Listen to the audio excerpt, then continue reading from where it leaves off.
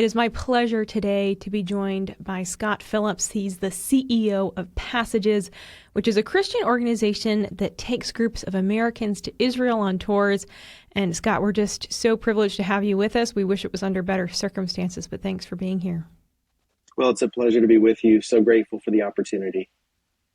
Well, Passages does incredible work. You all have taken over 11,000 Christian students specifically since 2016 to Israel for tours, including to two different border villages that were just completely demolished over the past week from the attack from Hamas. Scott, when was the last time that you yourself were in Israel? I was in Israel in March. I was there January, February, and March 3 times. I was scheduled to go next week on a trip, and we had to cancel that. So it's been a while since I've been. I'm itching to get back.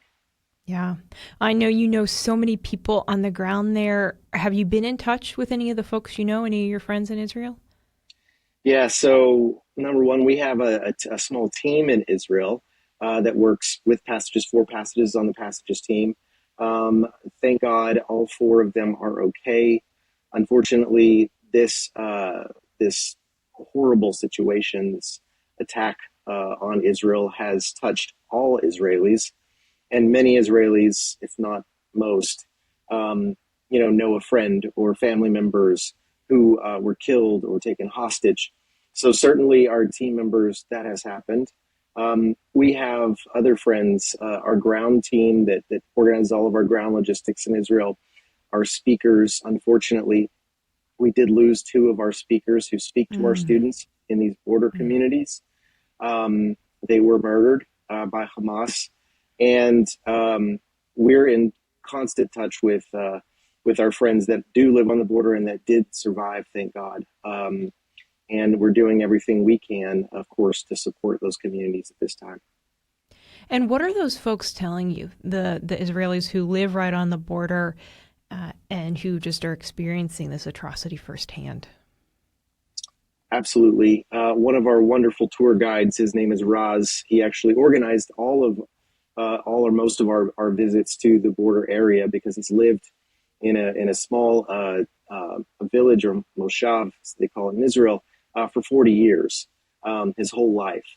And he's actually done a lot of media on Fox, other outlets.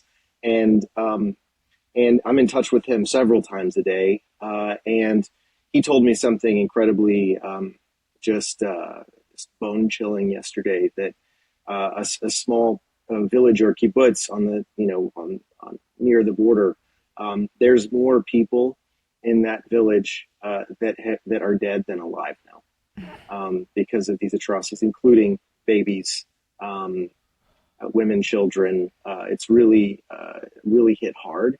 And this is one of the places where we take students. Almost over 11,000 students have been to these 2 villages. And so they're telling us, obviously, that the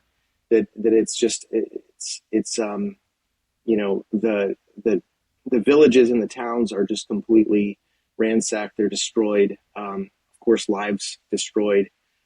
So, like I said, we really want to do everything we can to be able to support our friends there.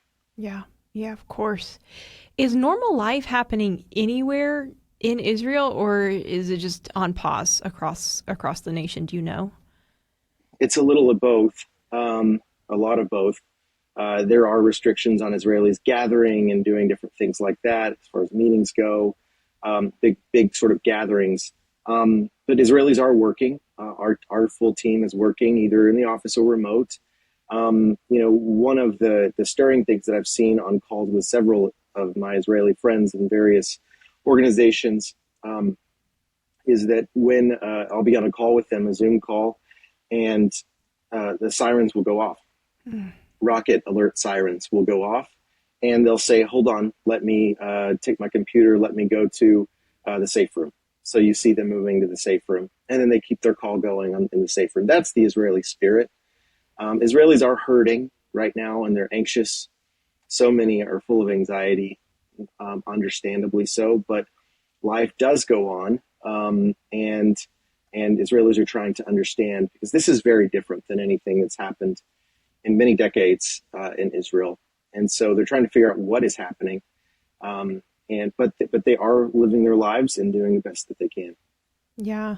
If you would unpack that a little bit, just the relationship between Israel and the Palestinians and the difference between Palestinians, Hamas, how that whole dynamic has been playing out for years.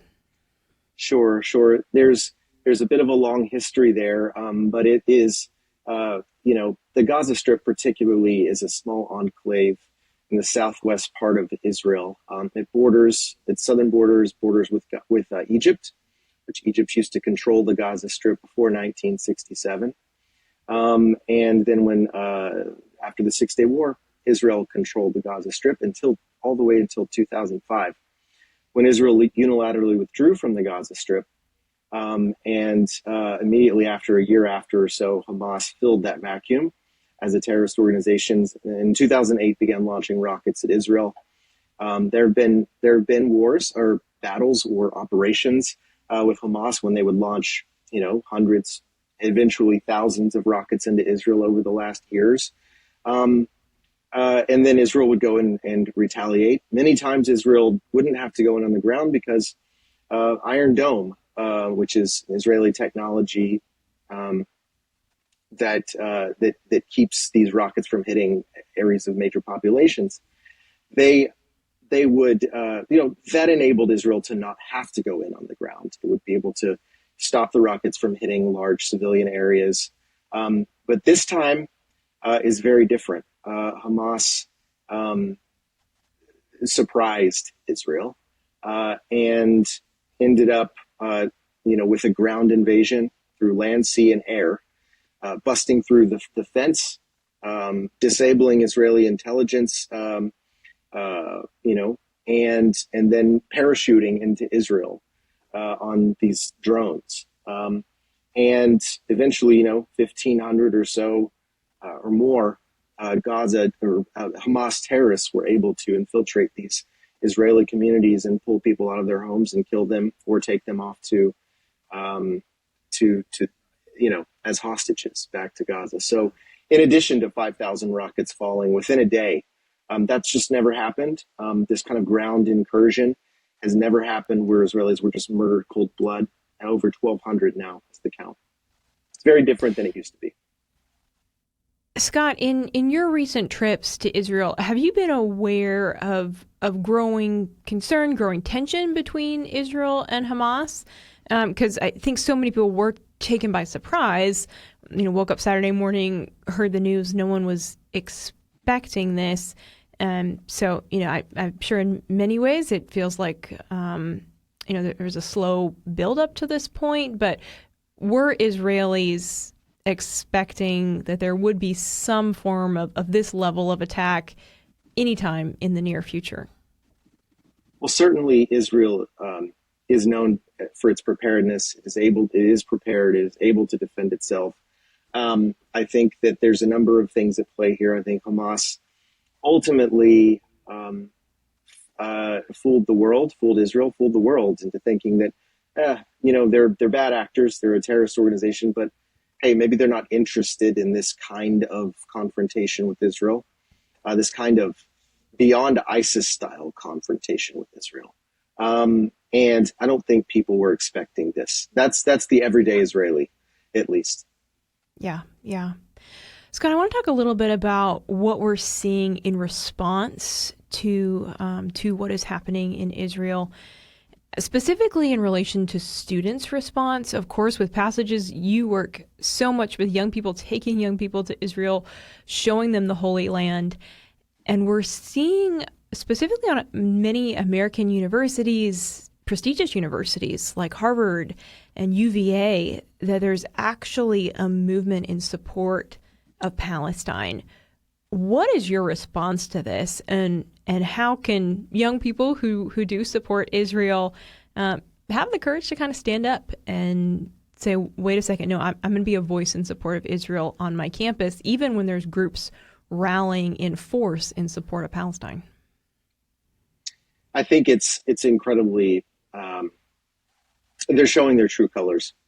These organizations like Students for Justice in Palestine, um, they, you know, in the past, it was, hey, would they support the cold-blooded killing, of the murders of Israelis, like we're seeing right now?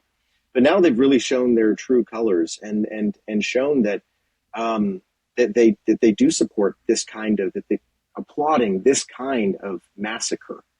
And so what I hope happens is that this backfires on them and their legitimacy on campuses, because unfortunately they've been given too much legitimacy on many campuses, and that, boards of regents and university leadership would see this. This is eye opening as to what their true colors are, in the Mhm. sense of supporting this kind of murder and massacre of innocent civilians. And so our hope is that this will be a wake up call to a Yeah. lot of these universities, these campuses. And of course, passages, we take students to Israel. Our goals are really to, one, strengthen their Christian faith in the place where their faith was born, and two, build bridges of friendship with Israel by showing them Israel and taking them to these places. So when they get back, we do encourage them to speak up for Israel on their campus, to connect with other pro-Israel organizations on campus and beyond, to stand with Israel, and also to stand with the Jewish people in America. The American Jewish community has seen such a high rate of anti-Semitism since 2018, and we hope and pray that this incident doesn't increase that. But we want our students to make sure that they're standing with their Jewish peers and colleagues and saying, "You're not alone. We're here with you. We're your friends. We're your allies." Yeah. For you personally, where does your heart and passion for Israel come from? Well, since I was a young kid, my mom raised me to pray for Israel, to care for Israel. I was raised in a Christian home, in the Christian faith. And she always taught me to care about Israel. I remember being 5 years old, asking if I could go to Jerusalem. Mm. It was just always such an interest and a calling for me. That Israel, the Jewish people, has always been an interest. Went to Israel first time in 2005, and been going back ever since, taking groups to Israel, and worked for the American Israel Public Affairs Committee for a number of years, before meeting our co-founders, who were starting Passages. And I was just blessed enough to be able to come on board and partner with them to launch Passages in 2016. Wow, so neat. Share with us how, as Americans, we can be supporting Israel right now, both if there's physical ways that we can be supporting, and then for our listeners and who are believers, how can we be praying for Israel right now? Sure, that's a very important question. I think number one is educating ourselves, and educating ourselves in the right way, with facts versus, a lot of the things that we see out there about what's going on right now. And but we have, obviously, at Passages Israel, on Instagram, Facebook. That's our handle, to be able to sort of hear some of the facts. Our friends over at the Phillips Project, phillipsproject.org, a fantastic resource to be able to understand the facts. And of course, the Daily Signal is doing a great job in reporting here on what's happening. And so education is important, and then immediately transferring that into action, in the sense of, on social media, if you're on social media, to be able to, understand what the truth is, and to be able to share what the truth is, to get the truth out about what's happening. I think before, maybe mainstream media and others start to turn their tunes, change their tunes on this. Right now, most are supportive, but this is going to be a long war. Mm-hmm. So I think that's it. I think sharing the truth is important. And then I think, obviously, tangibly, people can give. We're actually launching a fundraiser this afternoon for these two communities. And that's at passagesisrael.org. And there'll be a way to give to these most affected. Every bit of that's going to go toward helping these communities. And I would say, lastly, to your last point of prayer, is that is ultimately for peace. That's what all Israelis want, and a lot of Palestinians want. Yeah. Everyday Palestinians, everyday people who live in these areas. So praying, I think, praying for wisdom for the Israeli government, for safety for the Israel Defense Forces, for safety for the civilians in Israel, in the north of Israel. That is another front that could open up with Hezbollah in Lebanon. And of course, to pray for peace-loving Palestinians who are civilians and they want to raise their children, that they would see through the brainwashing that they get from Hamas and these terrorist organizations. And ultimately, that's what can lead to peace. So I think those are ways to pray right now. And of course, comfort for those who are families and the affected. It's just hearing story after story of friends who have lost people. It's really, really, really sad. Really hard. Scott Phillips, thank you for your time today. Again, the website is passagesisrael.org for those who want to learn more. You're across social media platforms. Scott Phillips, CEO of Passages, thank you so much for your time today. We really appreciate it. Thank you so much.